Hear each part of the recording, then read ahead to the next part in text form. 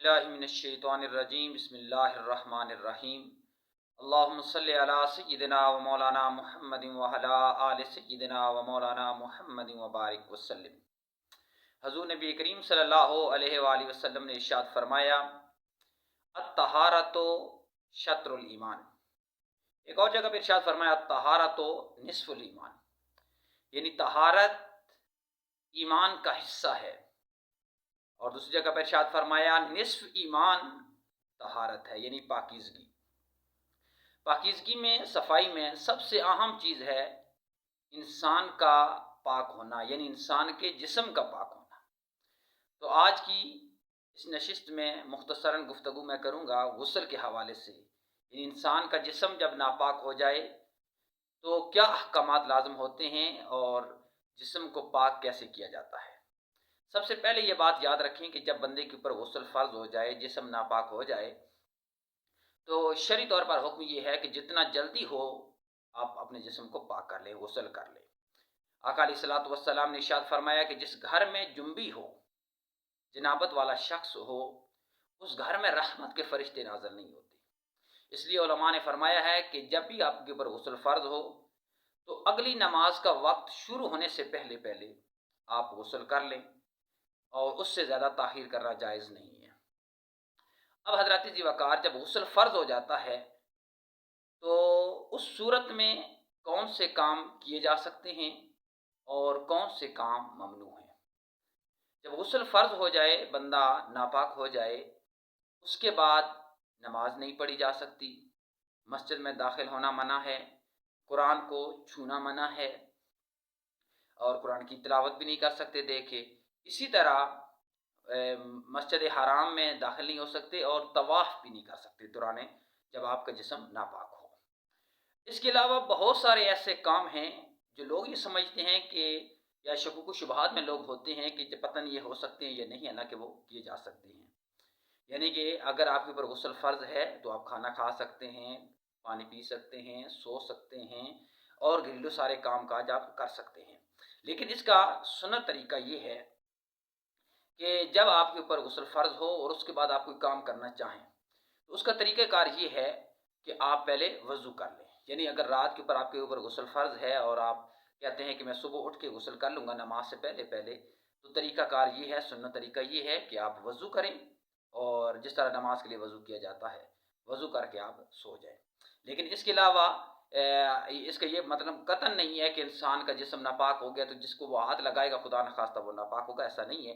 آقا علیہ الصلوۃ والسلام کی برگاہ میں ایک شخص حاضر ہوا، حضور علیہ الصلوۃ والسلام نے اسے سلام کرنا چاہا تو اس نے انکار کر دیا، یعنی ہاتھ پیچھے کھینچ لیا۔ تو حضور علیہ الصلوۃ والسلام نے پوچھا کہ کس چیز نے تجھے روکا ہے؟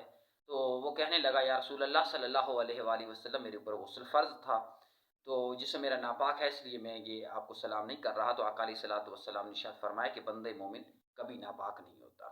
تو اس ناپاکی کا یہ مطلب قطعاً نہیں ہے کہ انسان جس چیز کو ہاتھ لگائے، جس چیز کے ساتھ ٹچ ہو جائے خدا نخواستہ وہ چیز بھی ناپاک ہو جائے، کہ ایسی صورتحال نہیں ہے۔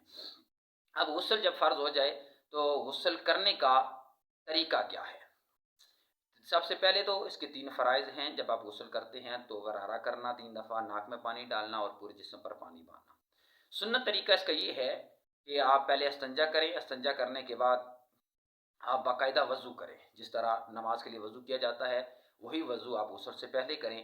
اور جب آپ غرارہ کریں گے اور ناک میں پانی ڈالیں گے تو وہ اس چیز کا خاص خیال رکھنا ہے کہ وضو میں تو ہم نارمل حالت میں وضو کلی کرتے ہیں، لیکن جب آپ نے غسل کرنا ہے تو پھر غرارہ کرنا ہے۔ غرارے کا مطلب یہ ہوتا ہے کہ جب آپ چلو بھر کے منہ کے اندر پانی ڈالیں گے تو یہ آپ کے حلق تک پانی جانا چاہیے، پورے منہ کے اندر اور حلق تک یہ پانی جانا چاہیے۔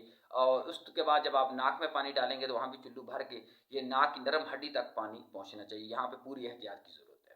اور اس کے بعد پورے جسم پر پانی بہانا یہ لازم ہے، یعنی پورے جسم پر پانی چپکانا نہیں بلکہ ہر جسم کا ہر حصے پر پانی کا بہنا ضروری ہے۔ البتہ جب روزے کی حالت میں آپ غسل کرتے ہیں، یعنی آپ کو روزہ دار رمضان مبارک کے مہینے میں، تو اس میں یہ رخصت ہے کہ جب آپ کلی کریں اور ناک میں پانی ڈالیں تو وہاں پر جس طرح عام روٹین میں آپ غرارہ کرتے ہیں یا ناک میں پانی ڈالتے اس طرح نہیں کریں گے بلکہ نارمل حالت میں کریں گے، اس لیے کہ وہاں پر یہ خطرہ لاحق ہے کہ آپ غرارہ کرتے ہوئے کہیں پانی حلق سے اندر نہ چلا جائے یا ناک سے پانی اوپر نہ چلا جائے، اس لیے وہاں پر علماء نے کہا کہ احتیاط کرنی ہے آپ نے، یعنی کہ نارمل حالت کی طرح کلی کرنی ہے اور ناک میں پانی ڈالنا ہے اور اس طرح آپ نے پورا غسل کرنا ہے۔ اور آخری چیز ایک اہم مسئلہ ہے جو اکثر لوگ پوچھتے ہیں کہ جب آپ نے باقاعدہ غسل کر لیا اس کے بعد آپ نے نماز پڑھنی ہے، تو نماز کے لیے کیا الگ سے وضو کرنے کی ضرورت ہے یا نہیں؟ تو ایسی صورتحال میں جب آپ نے غسل کر لیا ہے تو پھر الگ سے وضو کی ضرورت نہیں ہے، کیونکہ غسل یہ طہارت کبریٰ ہے، بڑی طہارت ہے۔ جب بڑی طہارت آپ نے حاصل کر لی ہے تو پھر چھوٹی طہارت کی ضرورت پیش نہیں آتی، تو غسل جب آپ نے کر لیا ہے تو پھر الگ سے وضو کرنے کی ضرورت نہیں ہے۔ تو اس طرح جب آپ غسل کریں گے تو انشاءاللہ العزیز آپ کو پاکیزگی حاصل ہوگی، اور غسل کرنے میں قطعاً دیر نہیں کرنی چاہیے، اور جب غسل آپ کرتے ہیں تو پوری احتیاط کے ساتھ کریں، کیونکہ آپ کی ساری عبادات کا دار و مدار اسی چیز پر ہے۔ آپ نمازیں پڑھتے ہیں، نوافل پڑھتے ہیں، قرآن کی تلاوت کرتے ہیں، تو ان ساری چیزوں کا دار و مدار اسی پہ ہے کہ آپ کا جسم پاک ہونا یہ بنیادی شرط ہے، تو اس میں کسی حوالے سے بھی سستی نہیں کرنی چاہیے۔ اللہ کریم ہم سب کو صحیح معنوں کے اندر آقا علیہ الصلوۃ والسلام کی شریعت پر عمل کرنے کی توفیق عطا فرمائے۔ وآخر دعوانا ان الحمد للہ۔